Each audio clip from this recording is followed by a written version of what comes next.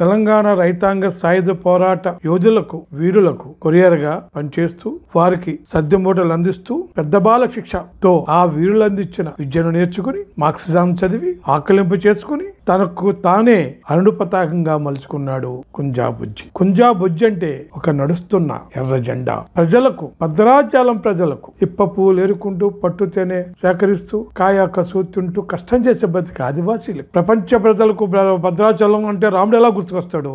కుంజాబుజ్జి ఆదివాసీలకు, ఆ అమాయక ఆదివాసీలకు కుంజాబుజ్జి గుర్తుకొస్తాడు. కుంజాబుజ్జి ఒక మార్క్సిస్ట్గా ఆయన చేసిన పోరాటాలు, గిరిజనుల ఆదివాసీలని గిరిజనులు ఈ కాంట్రాక్టులు చేసిన దోపిడీకి వ్యతిరేకంగా వాళ్ళ అమాయకత్వాన్ని ఆశ్రయ చేసుకుని వాళ్ళ ఆడపిల్లల పట్ల చేస్తున్న దాడులనండి, లైంగిక దాడులు వాటికి వ్యతిరేకంగా చేసిన పోరాటాలు చాలా గణనీయమైనవి. అందుకే ఆయన పీపుల్స్ వార్ గ్రూప్ కి శత్రువు అయ్యాడు, ఇటు కాంగ్రెస్ కి శత్రువు అయ్యాడు. అందుకే ఇద్దరు కూడా, ఇటు పీపుల్స్ వార్ గ్రూప్ నక్సలైట్స్, ఇటు కాంగ్రెస్ ఇద్దరు కూడా ఆయన చావును కోరుకున్నారు, ఆయన చంపడానికి ప్రయత్నించారు. 1983 ఏప్రిల్ 11న 30 మంది సాయుధులైన పీపుల్స్ వార్ గిరిల్లా గ్రూప్ నక్సలైట్లు ఆయన అడ్డగించి అడవి వెంకనగూడెంలో నీవు సిపిఎం పార్టీకి రాజీనామా చేయకపోతే నువ్వు మా చేతిలో చస్తావు, నేను చంపేస్తా ఉంటే ఆయన ఒకటే అన్నాడు, చావు ఎప్పటికైనా ఎవరికైనా తప్పదు. నేను మామూలుగా మరణిస్తే నా కోసం 100 జెండాలు, ఎర్ర జెండాలు పైకి లేస్తాయి. అదే నేను మీ చేతుల్లోనూ లేదా కాంగ్రెస్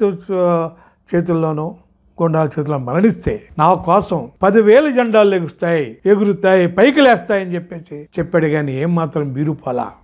అప్పటికే చాలా మందిని దాడుల చేత కొంతమంది చంపారు కూడా. శ్యామల వెంకటరెడ్డి గారిని చంపారు, శ్రీరామ్మూర్తి గారు చంపారు, ఇంకా చాలా మందిని చంపారు. ఆయన వెలవల 1985లో చాలా దుర్మార్గంగా భీష్మరావు గారిని, చంద్రరావుని చంపిన పీపుల్స్ వార్ గ్రూప్ నక్సలైట్లు ఈయన కూడా తీవ్రంగా గాయపరిచి, ఈసారికి నేను తీవ్రంగా గాయపరిచి వదిలేస్తున్నావు, నువ్వు ఇప్పటికైనా సిపిఎం పార్టీకి రాజీనామా చేయకపోతే భీష్మరావు, చంద్రరావుకు పట్టిన గతే నీకు పడుతుంది అని బెదిరించిన కూడా ఆయన మరింత మిలిటెంట్ గా చావుకు లెక్క చేయకుండా ఎర్ర జెండా పట్టుకుని, సిపిఎం జెండా పట్టుకుని భద్రాచలంలో మన్య ప్రాంతంలో కథనం తొక్కాడు కుంజాబుజ్జి. ఆయన ప్రజల్లో అంటే ఆయన అభిమానంగా చూసుకున్నారంటే 1982 అనుకుంటా ఒక సమితి ఎన్నికల్లో విఆర్పురంలో ఈయన్ని నామినేషన్ వేయకుండా కాంగ్రెస్లో అడ్డుకుంటే ప్రయత్నం చేస్తే ఇక్కడ ఉన్న ఆదివాసులందరూ కూడా సాంప్రదాయక ఆయుధాలు విల్లంబులు పట్టుకుని వాళ్ళందరిని అడ్డగించి ఈయన ప్రశాంతంగా నామినేషన్ చేయించే కార్యక్రమం చేశారు. అది ప్రజలలో కుంజాబుజ్జుకున్న ఒక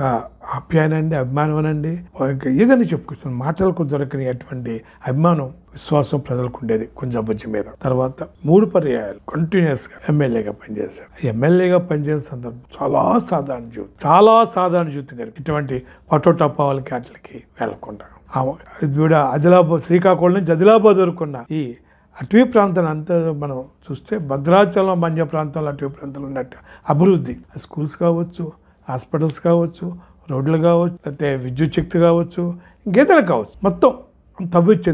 దీనికి కారణం అక్కడ సిపిఎం పార్టీ బలంగా ఉండటం, సిపిఎం పార్టీ కుంజాబుజ్జి లాంటి ఎమ్మెల్యేలుగా పనిచేయటం, నిస్వార్థంగా ప్రజల కోసం పనిచేసే వ్యక్తులు కుంజాబుజ్జి లాంటి వాళ్ళు అక్కడ ఎమ్మెల్యేలుగా లేకపోతే వివిధ ప్రజాప్రతినిధుల్లో పనిచేయటం వల్ల ఆ అభివృద్ధి సాధ్యమైంది. అది భద్రాచలం ఒక గొప్ప ఉదాహరణ. తర్వాత ఆయన 83 టెన్యూర్లు పనిచేసిన తర్వాత ఆయన ఒకటే చెప్పి, ఇప్పుడు 3 టెన్యూర్లు నేను ఎమ్మెల్యే పనిచేస్తాను, ఇప్పుడు తర్వాత నాకు పార్టీ ఏ బాధ్యత ఇస్తే ఆ బాధ్యతని నిర్వర్తిస్తా అని చెప్పి అలాగే చనిపోయేదాకా పార్టీ యొక్క ఆదేశాల ప్రకారం చాలా క్రమశిక్షణయుతమైన కమ్యూనిస్ట్గా ఆయన పార్టీ ఇచ్చిన కార్యక్రమాన్ని బాధ్యతలు వహించాడు. అది కొంచెం 3 పర్యాలు ఆయన ఎమ్మెల్యే చేసిన మీకు చాలా పేపర్లు అట్లా కనిపిస్తాను. ఎటువంటి ఇంట్లో, పాత పెంకుటిల్ లాంటి ఇంట్లో ఆయన నివసించేవాడు. తను వ్యవసాయం చేసుకునేవాడు, తన సొంత పనులు చేసుకునేవాడు, పార్టీలు పనిచేసేవాడు, క్లాసులు చెప్పేవాడు. ఒకటి కాదు, కానీ నిరంతరం ఆయన పేపర్ చదివేవాడు. 1960లోనే ప్రజాశక్తి చందా కట్టాను, సంవత్సర చందా.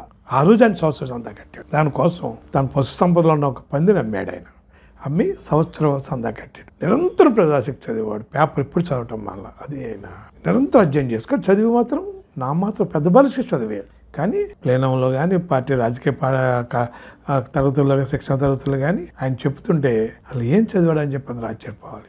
అటువంటి గొప్ప ప్రజల మనిషి, ఆదివాసీ నేత, ఎర్రజెండా ముద్దుబిడ్డ, జీవితాంతో ఎర్రజెండా ఆశయాల కోసం తనకు తానే ఎర్రజెండాగా మలుచుకున్న గొప్ప కామ్రేడ్, కమ్యూనిస్ట్, మార్క్సిస్ట్ కుంజాబుజ్జి 95 ఏళ్ల వయసులో ఆయన అనారోగ్యంగా మరణించారు.